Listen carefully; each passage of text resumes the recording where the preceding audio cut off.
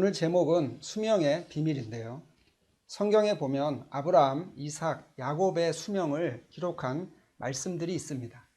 그런데 이들의 수명은 그저 살다 보니 그만큼 산 것이 아니라 철저하게 진리를 증거하기 위한 수명이고요. 또한 여호와의 수 1375를 정교하게 증거하기 위한 수명입니다. 그러면 이들 세 조상들의 수명과 관련된 여러 가지 수들을 하나씩 살펴보겠습니다.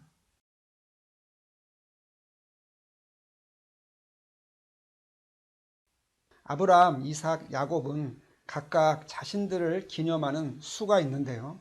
아브라함은 3, 이삭은 7, 야곱은 5를 기념한다고 했었죠. 그런데 세 사람이 기념하는 수와 그들이 낳은 후사의 수가 정확하게 일치를 하는데요. 먼저 아브라함을 보면 그의 생애 가운데 엘리에셀, 이스마엘, 이삭 이렇게 총 3명의 후사를 두고 있습니다. 이 3명의 후사는 각각 종, 육, 영을 상징하며 또한 구원의 과정이 3단계인 것을 증거하는 3의 후사라고 했었는데요. 물론 창세기 25장에 보면 아브라함이 후처를 취하여 6명의 아들을 더 낳기는 하는데, 그러나 이들 모두는 이스마엘처럼 육의 후사에 불과한 자들이죠. 아브라함의 아들들은 아무리 그 수가 많아도 모두 종, 육, 영의 세 후사 중에 하나에 속할 뿐이고요. 결국 아브라함의 모든 아들은 셋으로 구분되면서 아브라함의 하나님 3을 증거하는 후사임을 알아야 합니다. 다음에 이삭을 보면 그는 에서와 야곱이라는 쌍둥이를 낳는데요. 그러면 이삭은 7을 기념하고 증거하기 때문에 7명의 아들을 낳아야 한다고 생각할 수 있죠. 그러나 이삭은 2 아들만 있어도 충분히 7을 증거할 수 있습니다. 제가 지난 강의에서 7의 의미가 2이며 6의 7과 0의 7이 있다고 했었죠. 그러면 이삭의 7을 증거하기 위해서 굳이 7명의 아들이 필요가 없고요. 6의 7과 0의 7을 대표하는 2 아들만 있으면 완전한 7을 증거하는데 아무 문제가 없습니다. 말하자면 에서는 6의 7을, 야곱은 0의 7을 대표하기 때문에 2 아들만 있어도 완전한 7을 증거하기에 충분합니다. 마지막으로 야곱을 보면 그는 모두 12 아들을 낳습니다. 그러면 야곱의 수는 5인데 왜 5 아들을 낳지 않고 12 아들을 낳습니까? 그것은 5의 거듭남을 받은 자가 곧 1, 2의 왕이 되기 때문인데요. 말하자면 성령의 거듭남 5를 받은 자와 이기는 자 1, 2는 그 본질이 같기 때문에 야곱이 12 아들을 낳아도 5의 의미는 손상되지 않으며 오히려 5의 의미를 더욱 빛나게 만듭니다.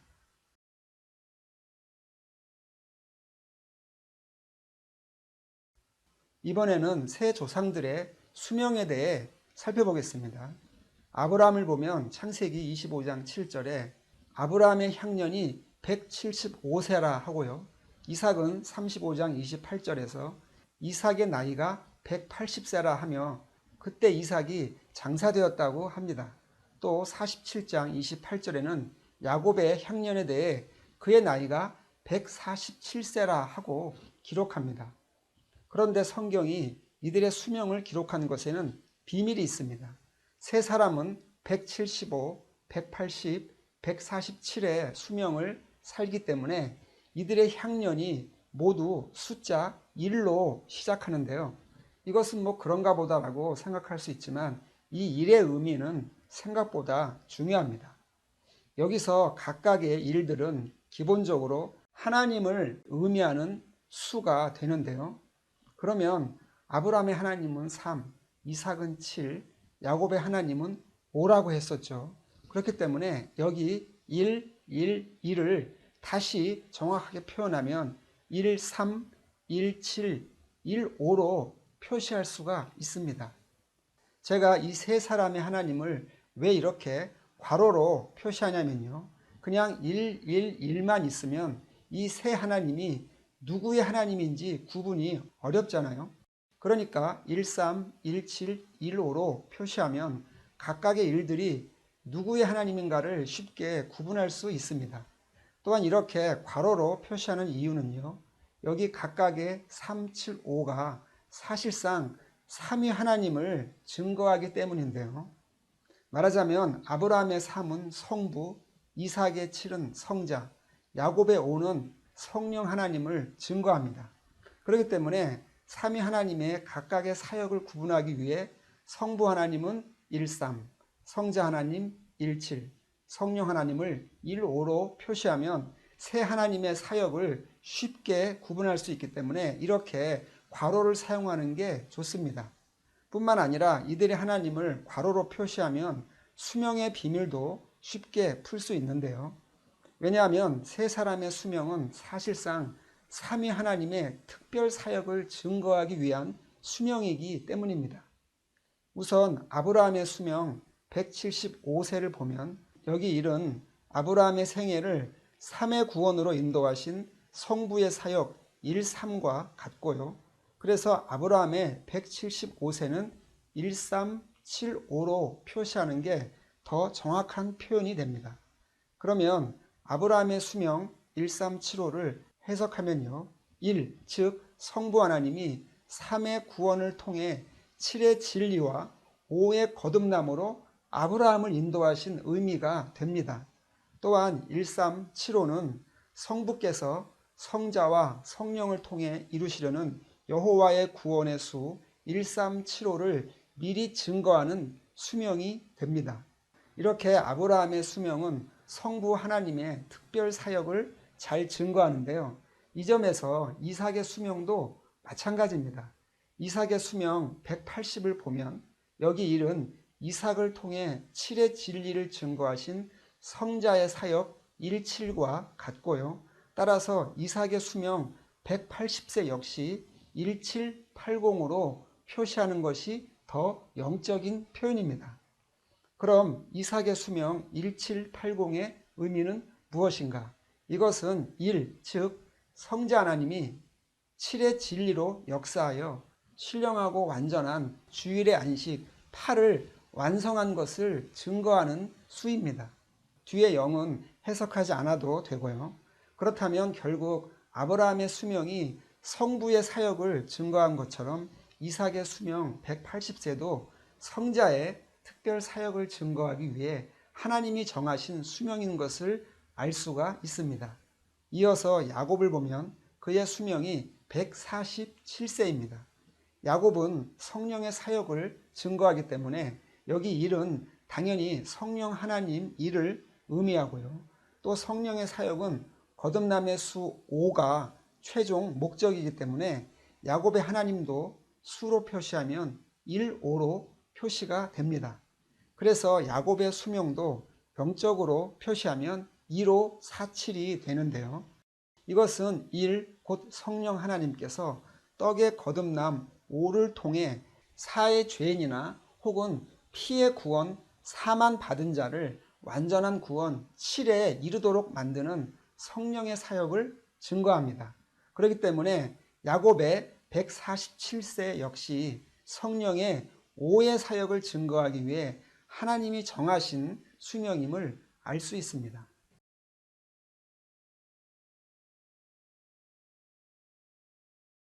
이제 우리는 아브라함, 이삭, 야곱의 수명이 평범한 숫자가 아님을 알 수 있는데요.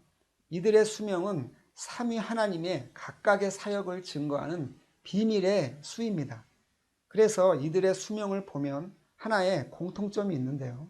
그것은 세 사람의 수명에는 그 안에 자신들을 대표하는 수가 없다는 사실입니다.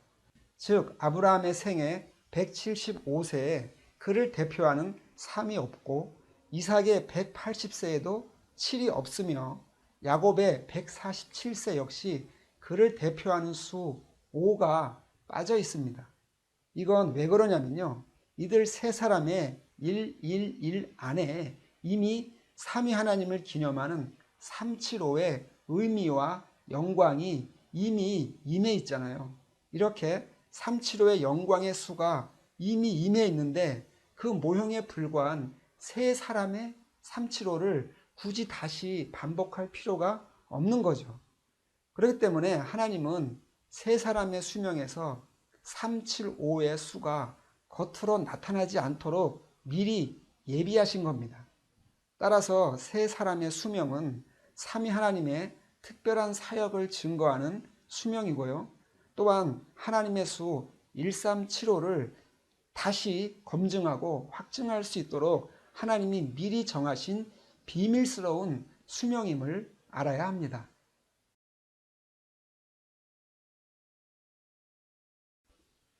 이번에는 아브라함, 이삭, 야곱의 수명에 대해 그 병렬의 합을 계산해 보겠습니다. 먼저 아브라함의 수명 175를 병렬로 합하면 13이 되고 또 13을 합하면 4가 되는데요. 이것은 제가 전에 증거한 재림 예수의 얼굴 강의에서 말씀드린 대로 그룹의 내 얼굴이나 예수님의 내 면모와 같은 거룩한 13입니다. 그리고 13을 합한 4는 이것은 죄인의 수 4가 아니라 이스라엘 내 진영이 하나님을 모신 것처럼 하나님을 모시는 거룩한 4를 말합니다. 그러면 무슨 근거로 아브라함의 13이나 4를 모두 거룩한 수라고 말하는가? 물론 아브라함이 아닌 다른 사람의 수명에 13이나 4가 있다면 그 수들은 아무 의미가 없을 겁니다. 왜냐하면 아브라함과 같은 완전한 믿음의 사람만이 거룩한 사를 가질 수 있기 때문인데요. 예를 들어 창세기 25장 17절에 이스마엘은 향년이 137세에 기운이 다하여 죽어 라는 말씀이 있는데요. 그럼 이스마엘이 137의 수명을 살았으니까 그가 하나님 1과 구원의 수 3, 완전한 진리 7을 받았다고 주장할 수 있습니다. 그러나 그 수명에 거룩한 수가 있느냐 없느냐도 중요하지만 더 중요한 것은 그가 과연 거룩한 수와 일치하는 삶을 살았는가가 더욱 중요하죠. 그런데 이스마엘의 삶은 그런 삶이 아니기 때문에 그의 수명 137은 아무 내용이 없는 껍데기에 불과합니다. 반면에 아브라함은 그의 아들 이삭을 바칠 때 그는 완전한 믿음을 가진 자로 성경의 인정을 받았고요. 이삭을 바친 모리아산은 곧 예루살렘 성전 터가 되고 그는 하나님의 참 벗으로까지 칭함을 받았습니다. 그래서 그는 그룹의 내 얼굴처럼 하나님을 가까이 모실 수 있는 거룩한 사를 가진 자로 인정이 되었고요. 그가 가진 1, 3이나 4는 모두 거룩한 수라고 칭하기에 손색이 없습니다. 다음으로 이삭의 수명의 합을 보겠습니다. 이삭의 180은 그 합이 9인데요. 성경의 9는 성령의 9가지 열매에서 보듯이 성령의 충만을 의미합니다. 그런데 여기서 굳이 1과 8을 더해서 9가 나오도록 한 것에도 중요한 이유가 있습니다. 그것은 1은 시작을 의미하고 8은 영의 완성을 의미하기 때문인데요. 그러니까 이게 무슨 말이냐면요. 아무리 숫자 8이 거룩하고 신령한 완성을 의미한다 해도 8 하나만으로는 충만이라는 의미를 갖지 못합니다. 충만이라는 의미를 가지려면 1부터 8까지, 즉 시작부터 끝까지 모든 과정들이 총체적으로 흠이 없고 거룩해야만 하며 그때 비로소 8 다음의 수 9가 충만의 의미를 가질 수가 있습니다. 그래서 주님이 성경 역사의 모든 것을 마칠 때 계시록 22장 13절처럼 나는 알파와 오메가요 처음과 마지막이요 시작과 마침이라 하고 말씀하신 건데요. 이 말씀은 주님께서 처음 1과 영의 완성인 8의 주님이라는 뜻이고요. 주님이 만물의 시작이며 만물을 새롭게 완성하셨음을 의미합니다. 그리고 이렇게 시작과 마침이 아무 흠이 없이 모든 통일과 화합을 이룰 때 성경은 이것을 숫자 9로 표현하는 건데요. 따라서 이삭의 180은 1과 8을 통해 충만수 9를 보여주는 것이고 또한 예수께서 모든 것에 알파와 오메가가 되는 분임을 증거하는 수인 것을 알 수 있습니다. 다음으로 야곱의 수명의 합을 보면요. 야곱의 향년 147세에서 1, 4, 7을 더하면 그 합이 1, 2죠. 왜 1이겠습니까? 이 147세는 성령의 사역을 증거하고 또 성령 하나님의 목적이 바로 이기는 자 1, 2의 아들에 있다는 것을 증거하기 위한 거죠. 야곱의 147세가 1, 2를 증거하는 수명인 것은 너무도 분명하기에 두말할 필요가 없고요. 이제 오늘 강의를 마칠 때가 되었는데요. 지금까지 본 대로 아브라함, 이삭, 야곱의 수명은 그저 육신의 수명을 기록한 것이 아닙니다. 이들의 수명은 여호와의 수 1375를 증거하고 검증하고 확증할 수 있도록 하나님이 은밀한 가운데 정하신 비밀의 수입니다. 하나님은 아브라함, 이삭, 야곱의 삶을 통해 삼위 하나님의 특별 사역을 증거하며 또한 그들의 수명을 통해 하나님의 수 1375를 검증해 주셨는데요. 그러나 우리는 아직도 이 1375의 비밀을 다 알지 못합니다. 지금까지 1375에 대해 증거한 것은 그 비밀의 절반 정도에 불과한데요. 우리가 이 비밀을 온전히 알려면 창세기의 마지막 인물 요셉에 대한 이해가 필요합니다. 그러니까 1375의 비밀의 절반은 아브라함, 이삭, 야곱이 가지고 있고 나머지 절반을 요셉이 갖고 있다는 건데요. 그래서 창세기는 야곱으로 끝나지 않고 요셉의 기록으로 끝나고 있습니다. 요셉은 1375의 비밀을 증거하기 위해 창세기 37장부터 장장 14장에 걸쳐 기록이 되고 있는데요. 이 요셉의 비밀에 대해서는 다음 5강에서 나누도록 하고 오늘 수명의 비밀은 이것으로 마치겠습니다.